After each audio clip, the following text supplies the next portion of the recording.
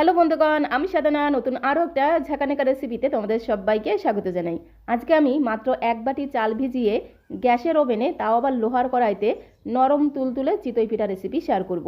যারা আগে কখনোই চিতই পিঠা বানায়নি, এই পদ্ধতিতে চিতই পিঠা বানালে তাদের পিঠাগুলো কিন্তু একদম নরম তুলতুলে অসংখ্য ছিদ্রযুক্ত জালিদার তৈরি হবে।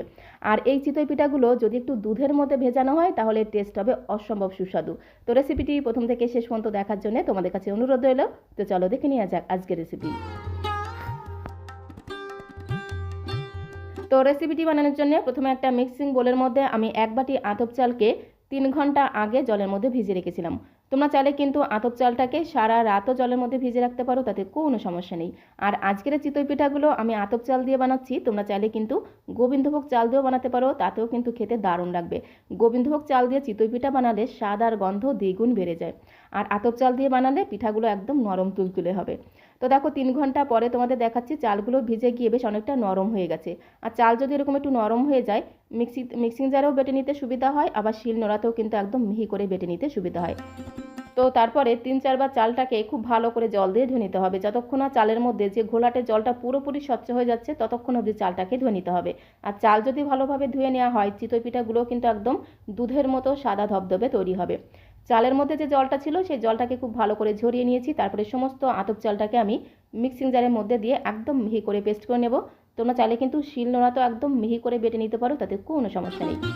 তো সমস্ত আতপ চালগুলোকে আমি মিক্সিং জারের মধ্যে দিয়ে দিলাম। তার মধ্যে আমি 2 থেকে 3 চামচের মতো দিয়ে দেবো ফ্রেশ নারকেল কুচি। চিতই পিঠাতে যদি একটু নারকেল বেটে দেওয়া হয়, চিতই পিঠাগুলো খেতে কিন্তু দারুণ টেস্টি হয়। আর নারকেলগুলোকে কিন্তু একদম ঝিরিঝিরি করে কুচি করে দিতে হবে, তাহলে দেখবে একদম মিহিভাবে পেস্ট হয়ে যাবে। একদমই সামান্য পরিমাণে জল দিয়ে দিলাম, যাকে বলে 2 চামচের মতো জল দিয়ে মিক্সিং জারের ঢাকনাটা বন্ধ করে এই চালটাকে একটু গাঢ় করে পেস্ট করে নিতে হবে। বেশি করে জল দেওয়া যাবে না, একদমই কিন্তু অল্প পরিমাণে জল দিয়ে ঠিক এইরকম করে চালটাকে একটু গাঢ় করে কিন্তু পেস্ট করে নিতে হবে। তো দেখো চালটাকে একদম মিহি করে পেস্ট করে নিয়েছি। এখন একটা বোলের মধ্যে আমি ঢেলে নেব।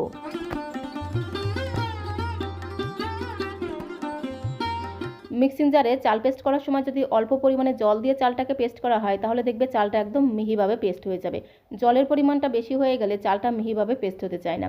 তো দেখো খুব সুন্দর করে একদম চালটাকে মিহিভাবে পেস্ট করে নিয়েছি। আর ব্যাটারের ঘনত্বটা তোমরা দেখেই বুঝতে পারছো, ব্যাটারটা কিন্তু অনেকটাই গাঢ়। তো এখন এই ব্যাটারটাকে একটু পাতলা করে নেব। তো তার জন্য আমি এর মধ্যে অল্প অল্প করে একটু উষ্ণ গরম জল দিয়ে খুব ভালো করে মিশিয়ে নেব। আর এই জলটা এমনভাবে গরম করতে হবে যাতে জলের মধ্যে একটা আঙুল বেশ কিছু সময় ধরে ডুবিয়ে রাখা যায়। সেরকম উষ্ণ গরম জল দিয়ে ব্যাটারের সাথে খুব ভালো করে মিশিয়ে নেব। একবারে কিন্তু বেশি জল দেবো না, এইভাবে অল্প অল্প করে উষ্ণ গরম জল দিয়ে গোল হাতার সাহায্যে খুব সুন্দর করে একদম ঘোটানাটা করে মিশিয়ে নিতে হবে। আর এই ব্যাটারটা খুব বেশি পাতলা হবে না, আবার খুব বেশি গাঢ় হবে না। তো তোমাদের পরে আমি দেখিয়ে দিচ্ছি ব্যাটারের ঘনত্বটা ঠিক কেমনভাবে তৈরি করতে হবে। তো এইভাবে অল্প অল্প করে উষ্ণ গরম জল দিয়ে খুব ভালো করে মিশিয়ে নিলাম। তো এখন আমি এর মধ্যে দিয়ে দেবো স্বাদ মতো লবণ। লবণ না দিলে কিন্তু চিতই পিঠা খেতে একদমই ভালো লাগে না। তো স্বাদ মতো লবণটাকে দিয়ে আবারও খুব ভালো করে একটু ঘোটানাটা করে মিশিয়ে নেব।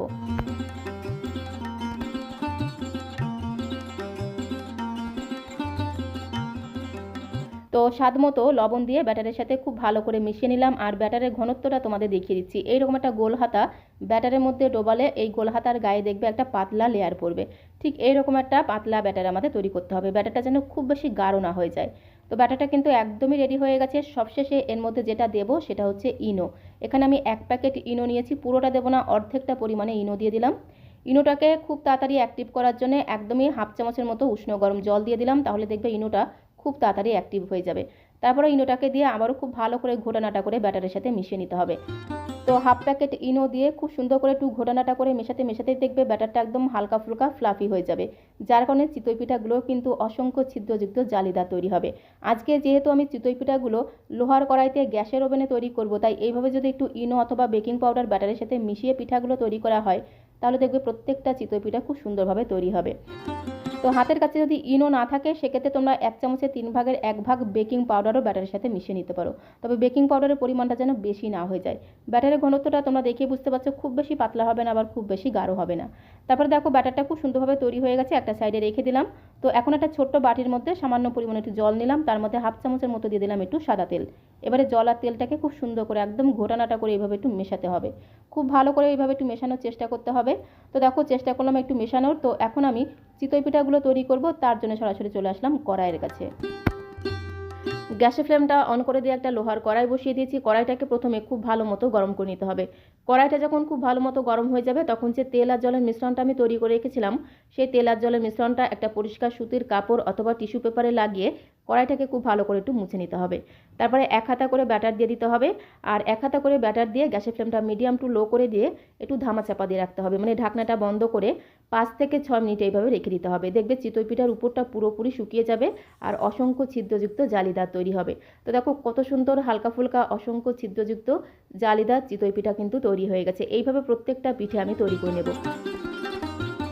তো দেখো কোনো রকম কাঠের উনুন ছাড়াই কিন্তু গ্যাসের ওভেনে তৈরি হয়ে গেল হালকা ফুলকা অসংখ্য ছিদ্রযুক্ত জালিদার চিতই পিঠা। যারা আগে কখনোই চিতই পিঠা বানায়নি, এই পদ্ধতিতে পিঠা বানালে তোমাদের পিঠেগুলো কিন্তু একদম এরকম হালকা ফুলকা অসংখ্য ছিদ্রযুক্ত জালিদার তৈরি হবে।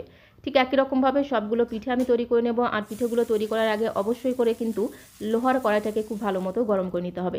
তারপরে যে তেল আর জলের মিশ্রণটা তৈরি করে রেখেছিলাম একটা টিস্যু পেপার অথবা একটা সুতির কাপড় দিয়ে তেল আর জলের মিশ্রণ দিয়ে কড়াইটাকে খুব ভালো করে মুছে নিতে হবে। এবারে এক হাতা করে ব্যাটার কড়াইয়ের মধ্যে দিতে হবে, আর ব্যাটারটাকে দেওয়ার আগে অবশ্যই করে কিন্তু ব্যাটারটাকে খুব সুন্দর করে একটু ঘোটানাটা করে মিশিয়ে নিতে হবে। তারপরে এক হাতা করে ব্যাটার কড়াইয়ের মধ্যে দিয়ে গ্যাসের ফ্লেমটা মিডিয়াম টু লোতে রেখে 5 থেকে 6 মিনিট এইভাবে রেখে দিতে হবে। দেখবে পিঠের উপরটা পুরোপুরি যখন শুকিয়ে যাবে তখন অটোমেটিক্যালি কিন্তু এই চিতই পিঠা কড়াই থেকে খুব সহজে উঠে আসবে। তো দেখো কত সুন্দর তৈরি হয়ে গেল হালকা ফুলকা অসংখ্য ছিদ্রযুক্ত জালিদার চিতই পিঠা। আর এই পিঠাগুলো খেতে কিন্তু অসম্ভব সুস্বাদু হয়। রেসিপিটি ভালো লাগলে একবার হলেও এই পদ্ধতিতে তোমরা চিতই পিঠা বানিয়ে দেখতে পারো। আশা করি তোমাদেরও ভীষণ ভীষণ ভালো লাগবে।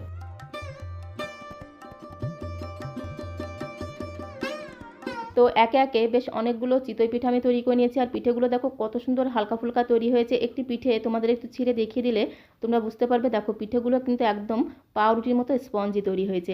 আর এখন যেহেতু শীতকাল মানেই হচ্ছে খেজুরের ঝোলা গুড়, আর খেজুরের পাতলা ঝোলা গুড় দিয়ে এই চিতই পিঠা খেতে জাস্ট অসম্ভব সুস্বাদু লাগে। তো দেখো তোমরা চাইলে কিন্তু এইভাবে খেজুরের পাতলা ঝোলা গুড় দিয়েও কিন্তু চিতই পিঠাগুলো খেতে পারো, আবার চাইলে কিন্তু দুধের মধ্যে ভিজিয়েও খেতে পারো। এতে কিন্তু চিতই পিঠাগুলো একদম নরম তুলতুলে সফট তৈরি হবে। তো তার জন্য দেখো গ্যাসের ওভেনটা জ্বালিয়ে দিয়ে একটা সসপ্যানের মধ্যে আগে থেকে আমি 1/2 লিটার প্যাকেটের দুধকে গরম হতে বসিয়ে দিয়েছিলাম। তো এখন এই দুধটাকে আমি একটু ফুটতে দেবো।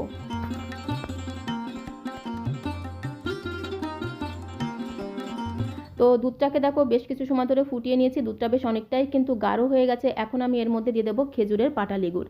এখানে আমি স্বাদ মতো খেজুরের পাটালি গুড় নিয়েছি, তবে মিষ্টির পরিমাণটা তোমরা যে যেমন মিষ্টি খেতে পছন্দ করো সে অনুসারে এখানে খেজুরের গুড়টা অ্যাড করে দেবে। খেজুরের গুড় যদি হাতের কাছে না থাকে সেক্ষেত্রে তোমরা চিনি দিয়েও করতে পারো। তো এখন গ্যাসের ফ্লেমটা একদমই কিন্তু লোতে রেখেছি। গুড়টা যখন দেবো তখনই কিন্তু গ্যাসের ফ্লেমটা লো করে দিতে হবে। তারপর খুব ভালো করে ঘোটানাটা করে গুড়টাকে দুধের সাথে খুব ভালো করে একটু মিশিয়ে নিতে হবে। খেজুরের গুড়টাকে দুধের সাথে খুব ভালো করে মিশিয়ে নেওয়া হয়ে গেলে এর মধ্যে আমি 3টে এলাচকে গুঁড়ো করে দিয়ে দিলাম। এলাচের ফ্লেভারটা কিন্তু দুর্দান্ত লাগবে। এলাচের গুঁড়ো দিয়ে দুধের সাথে খুব ভালো করে মিশিয়ে নিলাম। দুধটা বেশ অনেকটা গাঢ় হয়ে গেছে, দুধটা কিন্তু একদমই রেডি হয়ে গেছে। আর এদিকে দেখো একটা মিক্সিং বোলের মধ্যে আমি 3টে চিতই পিঠা নিয়ে নিলাম। এবার এই পিঠের মধ্যে আমি গরম দুধ ঢেলে দেবো। আর এই গরম দুধের মধ্যে চিতই পিঠাগুলোকে 5 থেকে 10 মিনিট একটু রেখে দিলেই দেখবে পিঠেগুলো কিন্তু একদম নরম তুলতুলে সফট হয়ে যাবে। তো দেখো বেশ অনেকটা পরিমাণে দুধ আমি দিয়ে দিলাম, তার উপরে একটু ঝোলা গুড় ছড়িয়ে দিলাম। দেখতেও ভালো লাগবে আর ফ্লেভারটাও কিন্তু দুর্দান্ত হবে। তার সাথে একটু পেস্তা বাদাম এইভাবে কুচি করে ছড়িয়ে দিলাম। একটু পেস্তা বাদাম দিলে দেখতেও সুন্দর লাগবে, খেতেও কিন্তু দারুণ লাগবে। তো আজকের এই চিতই পিঠা রেসিপিটা তোমাদের কাছে কেমন লাগলো অবশ্যই কমেন্ট বক্সে লিখে জানিও। ভালো লাগলে একটা লাইক আর শেয়ার করে দেওয়ার অনুরোধ রইল। নতুন বন্ধু হয়ে থাকলে চ্যানেলটিকে সাবস্ক্রাইব করে দিয়ে পাশে থাকার অনুরোধ রইল। তো আজকের মতো এই পর্যন্ত। সবাইকে অসংখ্য অসংখ্য ধন্যবাদ।